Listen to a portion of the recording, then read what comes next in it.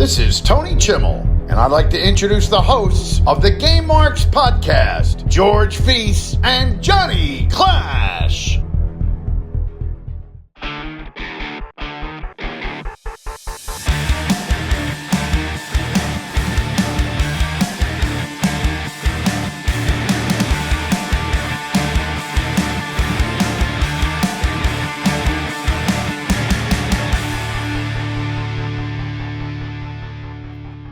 Welcome to the Game Marks podcast, where each and every week we do a deep dive into the good, the bad, and the awesome of all things video games. My name is George Feis. And I'm the man they call Johnny Clash, and today we are playing Zombies Ate My Neighbors for the SNES and Genesis for George's birthday pick. And we also discuss our favorite zombie survival weapons and a whole lot more. And as always, please make sure to subscribe and leave a review for this podcast. We hope it would be 5 stars anywhere that you listen. Apple Podcasts, Spotify, and don't forget to follow along on all forms of social media at Game Marks Pod. And if you would like early and ad-free access to this show, exclusive shows, show notes, and more from this podcast, as well as Going Postal and State of Affairs, where you can check all that out over at patreon.com/Pod Exchange. It's PODXCHANGE. Johnny Clash, how you doing, my friend? How was the birthday? Birthday was good, man. It was it's always weird reflecting as we get older. Because it's just close a day that includes cake, maybe. Yeah, like it's you're just like, oh, I'm for like the next couple of months I'm gonna say the wrong age when someone asks me how old I am, which is like, I still calculate. I'm like, wait a minute, am I this or am I this? But honestly, I feel like there hits a certain point where people like don't ask. They just are like, I just assume that this person is around my age, and then like years into our friendship, like, wait, you're how many years younger than me? Like, I still think that you're only like a year or two younger than me, which is not the case. No, how many is it? Aren't you like 3 years, 4 years younger than me? Maybe. We'll figure it out. But yeah, see, me and doing a podcast for how many years, and we still don't know how old either one of us are. Me and a friend of the show, TK Wild, went to a show the other day, and they usually give you a little bracelet if you are of age and can have a beverage. And as we went through the metal detector, they went, "You guys are good." We're like, oh man, what is it? Yeah. The gray beard, the gray side? I don't know. The gray hair. Oh yeah, that's the once the gray started, it didn't even matter anymore. Yeah, that was it. That was the end. Let's talk about our last episode, Super Mario Land. We were joined by the Elder Spork, friend of the show. And what a great episode. I loved having his insight on everything. I mean, when everything we spoke about, he had a little tidbit, a little fact to add in. It really just added like something special to the show from someone who's very close to the Super Mario games. When you originally proposed the idea of having Spork come on, I knew one, that we were in for a treat because he's a day one guy. We talked about that on the on that episode, and also we know his extensive knowledge of all things Super Mario. So I had expectations. He blew them away. I was wildly impressed with the amount of knowledge that he was able to drop just for Super Mario Land, and then able to kind of cross back into the episode that we had done previously and drop some knowledge bombs on that as well. So it's fun. It was great to have him. He'll definitely be back, and make sure to go and follow the Elder Spork, and stay tuned for when he starts doing his speed runs again live on Twitch. And yeah, thanks again for coming in and doing the podcast, Spork. I had a friend listen to our show for the first time ever, and they obviously chose this one because it was the latest episode, and immediately called me out for the way I say Mario. And I said, it's an ongoing thing, and I'm never going to change it. So if you're going to keep listening, deal with it. And that was that. Well, I don't foresee us. There's so many games that we can play now, so it's not like Super Mario is going to be the only thing that we talked about. Granted, there are a lot of Super Mario games for us to cover, but I think it'll be a little bit before we come back to that. So your friend can rest easy knowing that yeah. You won't have to hear it all the time. Now let's talk about this. The WWE 2K23 servers are scheduled to, they already shut down September 30th. That was it. See ya. Goodbye. Goodbye. Was that the lock? Was that no, Lock was 20.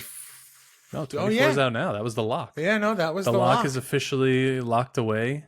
That was the lock, and the best women's My Rise voice acting that we both commented on in that episode, but how impressive that storyline was. That one promo with the podcast studio, my God. Oh, yeah. Justine, phenomenal, right? Phenomenal. Aunt Justine. Aunt Justine and LJ. That's right. LJ, How quickly we forget. But I guess time to start playing 24 if you were playing 23. But I hate the way they do that, but I get it. It's the way it goes. I mean, there's videos on YouTube already and posts and Reddit about what must-haves 2K25 needs to be more successful than 24. So, and we haven't heard anything yet. We don't know if it's going to come out WrestleMania time because there was a little rumor that it was going to be pushed back to October where it used to release. So yeah, I wouldn't mind more time with 24. An October release. Yeah, I wouldn't mind more time with this game because we're having so much fun with it. But at the same time, I'm also ready for a new one. So it's always mostly exciting because I want to buy it on see... Steam, not a console. It's always exciting to see what they do for the new yearly release. So that's really where all of my my hope lies. It's just like, oh, what cool things are they going to put out? Because I'm always like, oh, are they going to bring back like Create a Finish or something? Like, oh, one can only hope. All right. But are you ready? This is your game. You chose this game. Zombies Eat My Neighbors. Are you ready to put those nostalgia goggles on, head on over to the diving board, and take the plunge? Let's do it.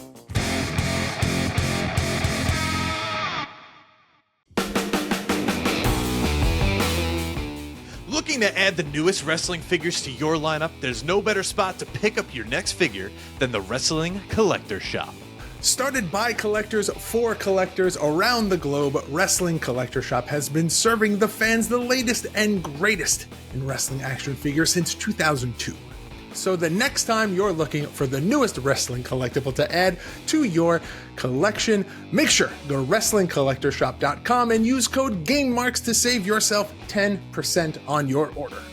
That's 10% off your order with code GameMarks at WrestlingCollectorShop.com.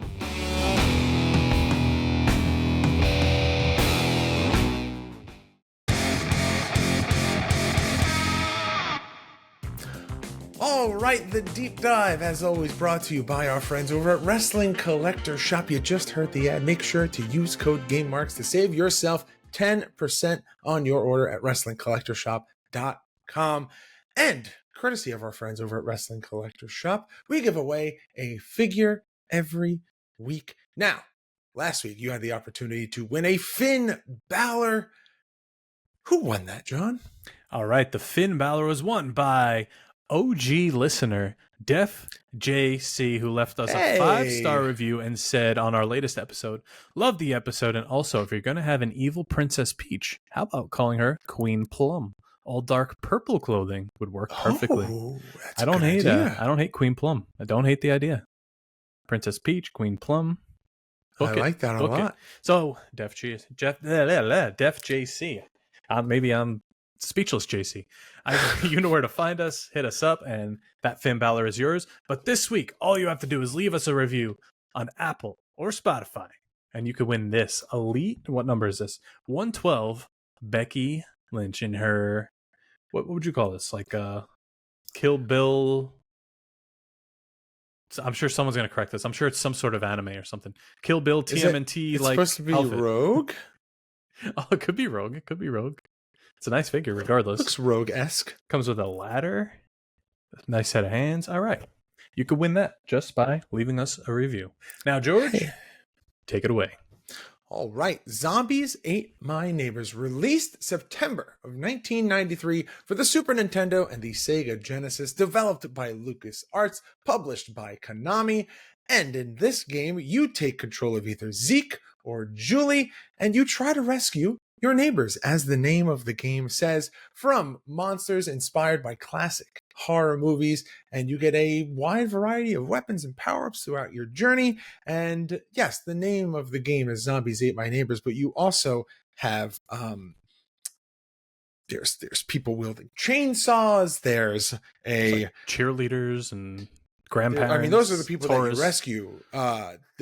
Everyone that you rescue. There's an older teacher. There's like a traveling couple on vacation. The baby cheerleader. A girl that jumps up and down on a trampoline. There's people hanging out in the pool and a float. But you get a little wide variety of different horror movie tropes. Like there's like a little demon that has an axe. There's a chainsaw guy. Obviously, there's zombies, like the title of the game says. But it is all set in different levels, worlds. There's a backyard. There's like a corn maze or like a hedge maze. There's a mall.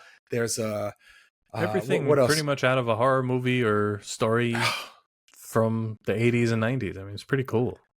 Yeah, it is a game that I played a lot as a child. It just, I think it was a bargain. Let's talk about that because you picked this game.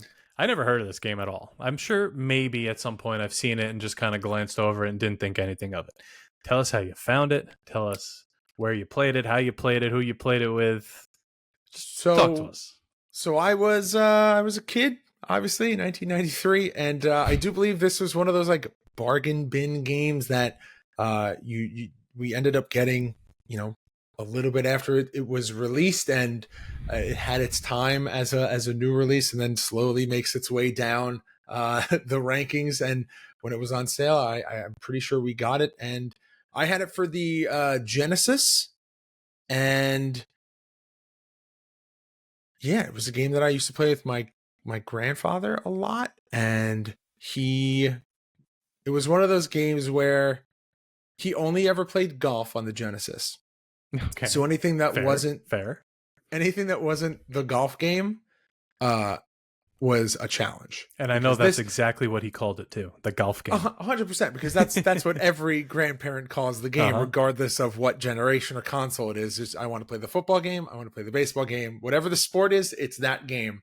And they will ride out that one game for years. And that is just that'll happen to us one day, John, I'm sure. Oh, that's like when my dad saw acclaimed All-Star Baseball, whatever it was, AAA, and had Derek Jeter on the cover. For years, he just wanted to play Derek Jeter baseball. That's all it was. Yeah, that was it.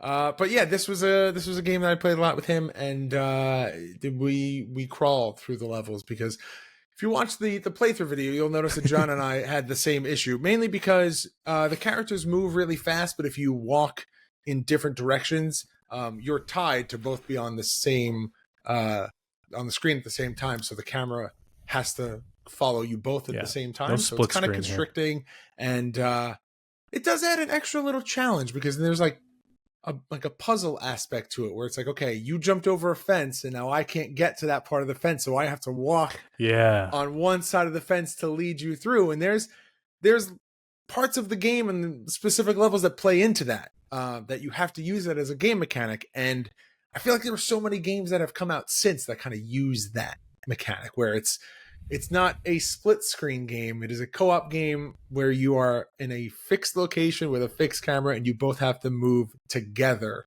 through the level. That's like one of my favorites, Mickey's Mousecapades. Same thing. If you're controlling, I think is that what we're playing next episode? We're playing Jurassic Park. I think if you're Mickey and Minnie and they end up on, there's a way to put them both on like different floors, but she'll do whatever you do, but like after, so you jump, she's following you with the jump. But if you guys go up a ladder and you go off early, she's now on the bottom floor, jumping the same time as you, and you got to like re-meet up. Oh, real annoying. It's like those weird puzzle mechanics, and they're frustrating at the time, but I feel like as you get older and you go back and you visit these kinds of games, you're like, this actually was kind of like, for 93, so many games that do this now. It kind of feels like it was ahead of its time. I know it's not the first one to do it, but it's just like, wow, this is actually like, I hated this as a kid. I enjoy it as an adult. Yeah. And now the main characters, Zeke and Julie. Which one did you usually pick? Zeke always had like the 3D sunglasses on but like Julie kind of had it going on. I mean, well, that's why I let you pick Julie. From the front angle, you're like, wait a minute, this is a kid's game? Then again, a guy's chasing you with chainsaws, so probably not a kid's game. But let's talk about the but actual... somehow marketed as a kids game. Somehow. Let's talk about this gameplay here, because Dr. Tongue, a mad scientist, creates and unleashes various monsters in suburban areas, which prompts Zeke and Julie to combat them with unconventional weaponry, which we certainly were able to grab some of that unconventional weaponry.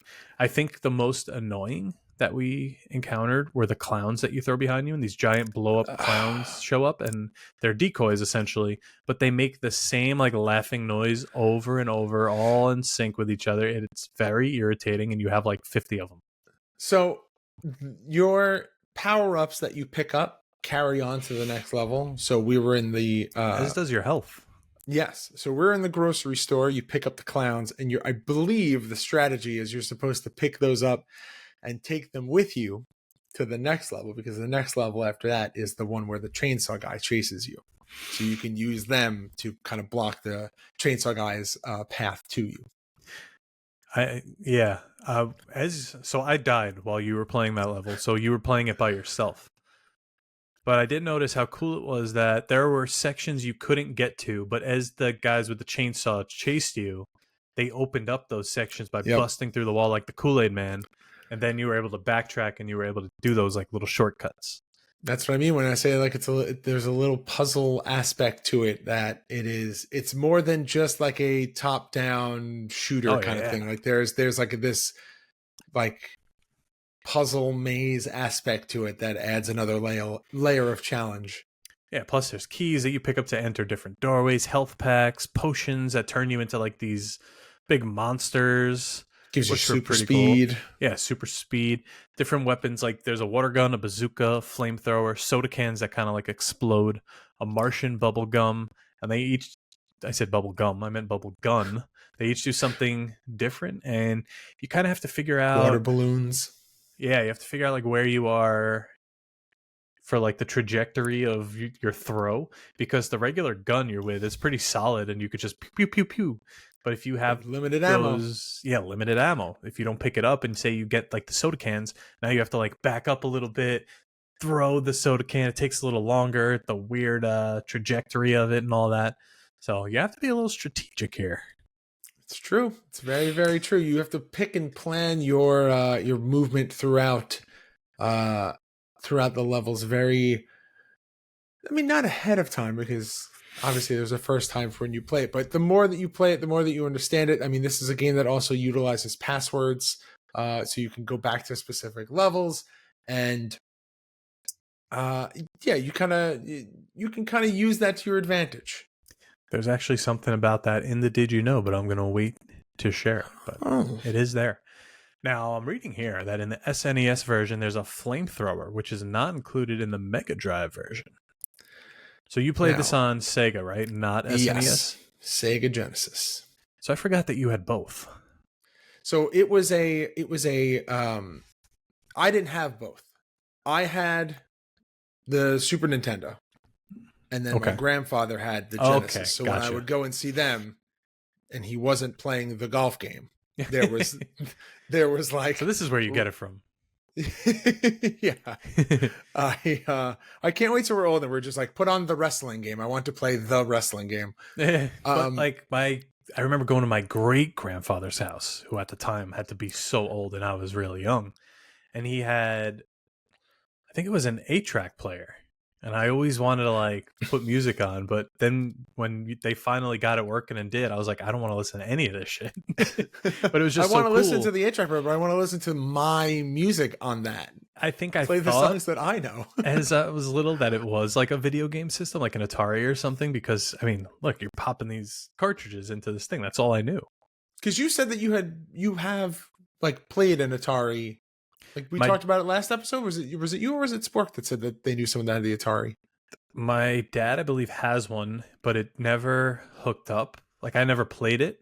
I've played the plug and play one, obviously, but he had the ColecoVision that we used to play all the time. Maybe it's that ColecoVision. But it only worked when he brought out this like bulky little TV that was black and white. He would pop it on his workbench in the back room of my basement, and that's where we would play like the circus game and all that. And I still remember like the noise that game used to make. Oh, that was so much fun. Do you remember the days of like having Thunder? the cable that would come out of the God, you would need like the converter. You'd have the cable that comes out of coax and the console, and then you'd have to put it into the converter, and then the converter would split it into the three wires, or it would split it into the coax depending on what your TV like. That prevented me from playing my brand new PS1 for at least like another 2 days because we didn't have that. I will never take for granted how easy just hooking up an HDMI cable is. So nice. Because I feel like that's something that our generation, like people around our age, can appreciate it, and like even a couple years older, where like you know what it was to have to run through like the cable converters and stuff, and now it's just like the console has an HDMI, AC adapter. Your TV has the HDMI. It's HDMI to HDMI. Yeah, we're lucky. Hey, look at us. We're on a PC. Yeah, that's very true. Played it on a PC. But all right, we are going to take a quick little break, and we're going to come back. We're going to talk about the artwork and the graphics here.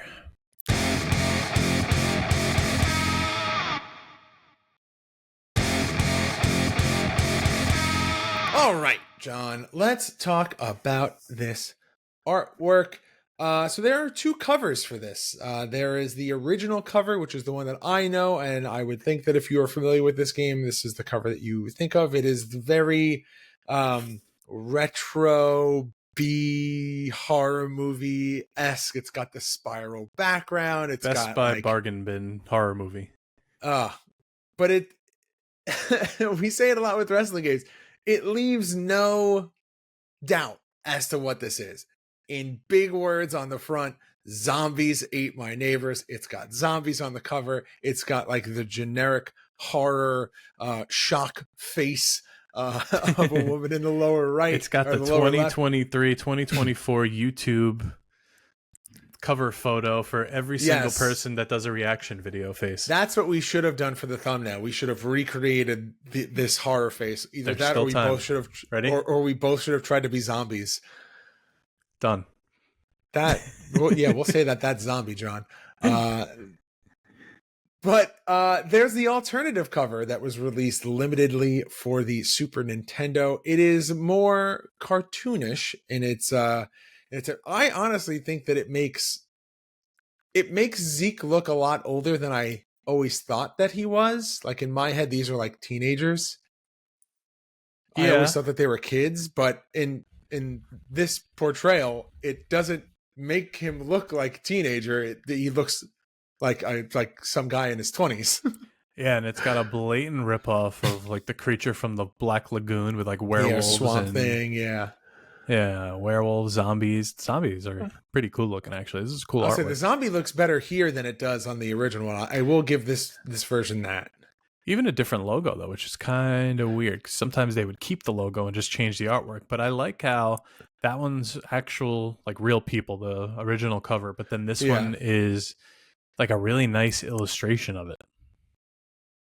Oh yeah, it's not bad. It's just the other one is the one that I'm used to. So when I saw this doing research for this week's episode, I was like, this is weird. And then obviously going through the notes, I saw it again. I was like, we gotta talk about this one because it is so different. And it's not the one like when I think of this game, I think of the horror movie poster-esque one. I don't think of the illustrated one. Yeah. Now here, this kind of confirms it on the back. It says, what are two wholesome teenagers doing in a 16-bit game like this, trying to save the nice neighbors, cheerleaders, and babies from a fate worse than polyester? I like this back cover. It's pretty cool. It's got screenshots, little quips like that. It says, the neighbors are just dying to meet you. Who could put this slice of suburbia in such a goose-pimpling hysteria? Zombies, relentless chainsaw maniacs, mummies, evil dolls that just won't die, lizard men, blobs, vampires, giant ants, Martians, and more. 55 horror-filled levels like a grocery store gone bad, a shopping mall awry, a mysterious island, and your own backyard. Now, this screenshot here shows a football field. I was just going to say, we didn't get to it in our playthrough because we both spoiler, we both died. We suck. But man, I forgot about that football level. So here's an obscure Java game that I'm not sure you ever played. You ever hear of Voodoo Football? Does sound familiar. I may not have played it, but I maybe I knew people who did, or it was shown to me once. It doesn't maybe exist you've talked anymore. about it once before. I think I have. It doesn't exist anymore other than screenshots, but it reminds me of this, and I'm wondering if it was kind of taken from this a little bit. But the premise is pretty much it's a football field, and you try to score a touchdown, but as you're trying to score, like every move you make, the zombies come towards you. Or like go a different direction or more emerge. So you have to like strategically with every move try and like get through them. Yeah. It's called the Voodoo Bowl Football. Let's see. Voodoo Football. Yeah, that's it. Voodoo Bowl Football. A lot of Reddit links. Yeah, a lot of Reddit links. So you have to like make your way around and get the touchdown. But that's the first thing I thought of when I saw this football level. There's zombies on it, and it's a football field. So makes sense. Let's talk about the graphics here. For a 16-bit adventure, it looks really, really nice. It's very colorful. Everyone's very detailed. Like the zombies, there's no question that they're zombies. The ghosts, the chainsaw men, everything. We've mentioned with some Nintendo games, they didn't know the limitations maybe like of Mario, and then you get to Super Mario World and it's a little different, it's a little better, Super Mario 2 and 3 and all that. This one here, I think everything, they pretty much knock it out of the park. My favorite thing on it is the little map you get on the right side of the screen that shows you who to save. It's not necessarily a drawn out map like you would see today. It's kind of like a little radar map with little blips on it.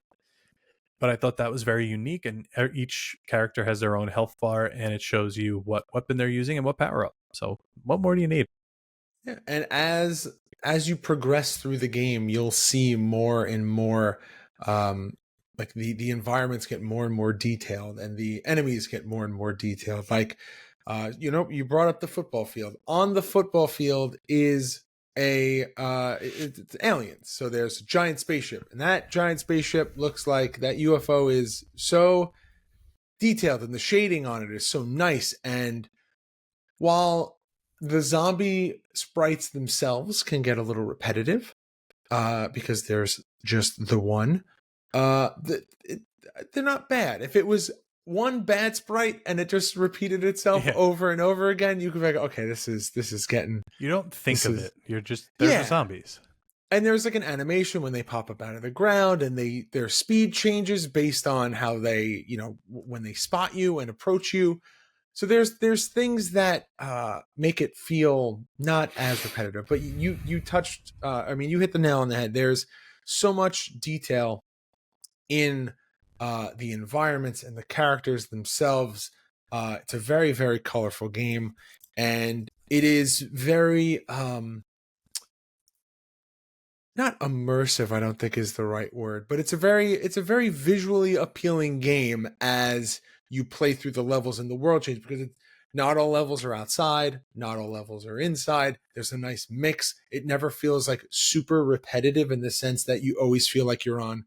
Like we've talked about it. We've played games like this before, and we've talked about it in the past on the podcast that, a game can be super, super fun, but if you always feel like you're playing the same level and every world feels the same, it kind of takes you out of the progression of the game. You're kind of just like, oh, I feel like I'm in the same world again. Like I feel like we talked about it with one of the Game Boy Advance WWE games, or maybe like Betrayal or something, where we're just like, you kind of always feel like you're in the same world. I can't remember what game it was exactly that we spoke about in that context, but this does not have that issue. Everything feels very feels different in its own way, even if it's two back-to-back outside levels.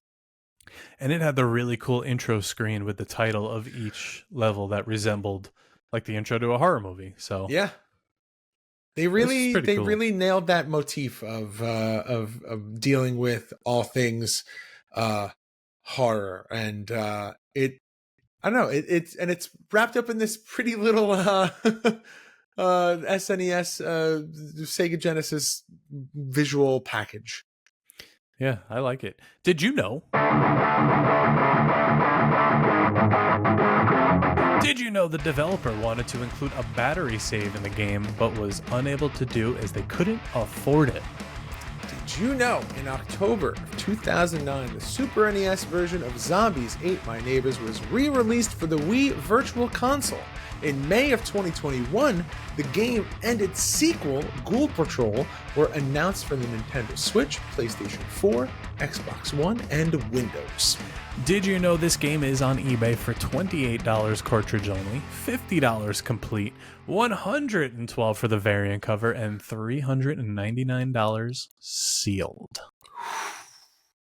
Damn. It's pricey. That is a pricey one. That is not terrible, but kind of crazy. $28 for the cartridge only. I'm sure there's some cheaper ones there, but that was pretty much like the average of what I found. I always find I'm always very fascinated, and I feel like now that we're doing more than just wrestling, we'll see more of this. The sealed prices, and I'm sure we'll see more graded copies of games and get those prices, but it's happened sporadically on the podcast. But sealed versions of popular titles on the Genesis and Nintendo and SNES. Well, it's going to get really, really pricey. Yeah. It's just crazy. Like, I remember going to, probably the way you found this, I remember going to the flea market, Tri-County over here. We've talked about this before, and I remember grabbing Blades of Steel and Double Dribble, the basketball game, which was so hard. And like they were like $2 each, which is the only reason I was allowed to get them. What? Oh man, Blades of Steel. Maybe this is an off-pod question, but I'll ask it here since I brought it up. What do you think the first sports game we should play is? Like, should we do like hits? Should we do blitz? I feel like it has to be something like that. I don't want to just start cycling through like Maddens and stuff. Yeah. If we do, it would have to be like NHL 94. Right. Like the big ones. Maybe Madden like 02 because it was the first one on like the Xbox. Man, those are going to be. I would love to do like hits and blitz and Donner and Blitzen and Comet and Cupid. That's how we'll tie it into Christmas. Yeah. Oh yeah, we got to figure some of those out. NHL Blitzen. Wayne Gretzky hockey. I don't know. I don't know. We could play Derek Jeter baseball. There you go. Not a great game. Not a great game at all. I think he played it once and that was it. Couldn't figure out the controls. But all right. I want you to sit back and relax. It's time right now for the R&R ratings and reviews. Game rankings with an overall of 85.5%. And now your publications. You got All Games with a 4 out of 5. You got EGM with a 42 out of 50. Game Pro with an 18.5 out of 20, which is very random. IGN with an 8 out of 10. Nintendo Life with an 8 out of 10. Nintendo Power 3.8 out of 5. Video Game and Computer Entertainment for the SNES a 9 out of 10. Sega 16 an 8 out of 10. And Power Unlimited with a 90%. Now, the game's colorful and detailed graphics have been praised, as well as its soundtrack, which Siebler, that's Mike Siebler of Sega 16, called an homage to the spooky, over-the-top music found in old, scary flicks. Now, mind you, some of these are ratings based on the re-release, but it is pretty much the exact same game, so yeah, if you like everything we were talking about, if you go check out our playthrough and you like this game, you don't have to go through an emulator. Just head on over to Steam, I think. Yeah, Steam has the 2-pack. Let's check it out. It's Zombies Ate My Neighbors and Ghoul Patrol. I think it's like $15, which is a little pricey. $14.99 for both. It does have the added features that we talked about in the Did You Know? There is a save feature within the game. It does have local and you're on the page right now. Does it say it's an online co-op in new features or just local co-op? Oh, that's funny. Since it's a Lucasfilms games, it now says publisher Lucasfilms and Disney. Oh, I'm sorry. What are we looking for? In the new features section. It should say something about the save feature, and then it does say something about the co-op, but I don't remember if it was just local or if they also added online co-op. You can now save and suspend your game at any moment. It does say multiplayer, family sharing. Oh, it actually says single player. No. Oh, single player.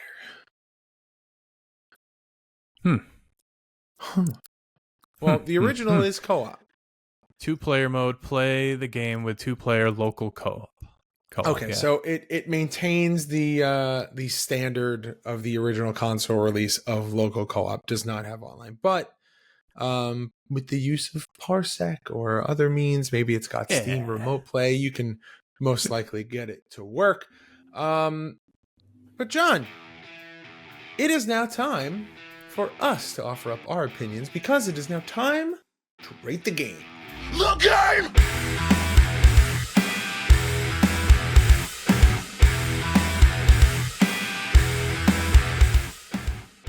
Johnny Clash, what say you about Zombies Ate My Neighbors? All right. I knew literally next to nothing about this game going into today, other than the research I did for the episode. Playing this game, I think I said out loud, or at least said to myself multiple times, this is not a bad game at all. This is actually a lot of fun. Now, I did think the co-op was a little wonky, how you said how we have to follow each other and go step by step, literally like next to each other. Otherwise, it's miserable. Like, I could just imagine handing the controller to my sister when I was younger and just getting mad at her because she wasn't following me. But with that, I'm going to say play it forever based on just the playthrough, the research, and I would like to give this another go, and this could be like a stream game even. This is a lot of fun. This could be a stream game. Make sure to go check out twitch.tv/JohnnyClashTTV. At least you plug it. But yeah, play it forever.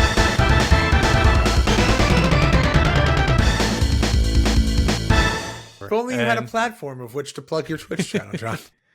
I kind of know where you're going with this, but George, play forever, future endeavor. Oh, it's a player forever for me. I picked this game. Of course I knew that. No, I purposely picked a game that I didn't like so that we could both future endeavor it.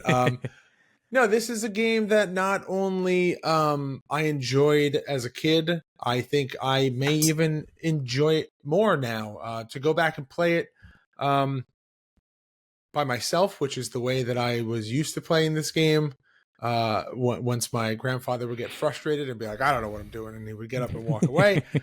He would sit and watch, but he would get frustrated with the cameras, and then he would get attacked by the zombies. Yeah. But I played this game a lot, single player, and so to go back this week and play it single player, and again, YouTube video brought up a lot of nostalgia, and I do think that it is one of those games that holds up graphically and also as a single player game and a multiplayer game. We usually try here, it's been a while since we talked about this, we try not to base our ratings off of how fun it is to play the game with each other on the podcast, because doing this podcast is inherently fun even when the games are bad, so we try to leave that out. But this game was fun to play with, cousins and family members back in the day. It was fun to play with John for the playthrough this, and it's also fun to dive in on your own. I saw the anger boiling when I wasn't following. It is a big ol' play it forever from me.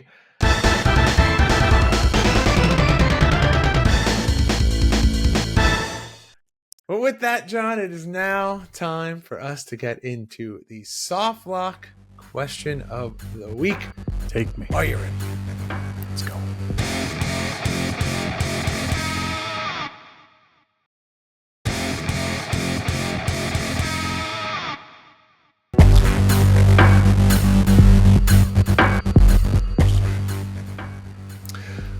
Softlock is a segment on this podcast where one of our mega marks from our Patreon gives us a topic to discuss, a question to answer. It is a question of the week with a fancy name. This week it comes from the reigning defending Gamebury champion, one Sean Tecker.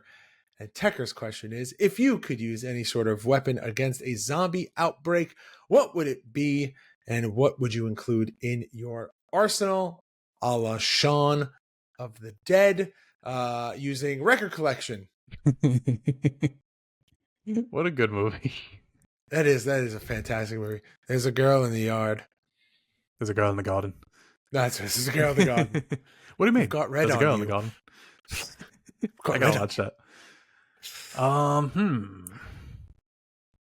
So no guns, knives, or bats. I mean, so you can't do like Lucille from The Walking Dead. No.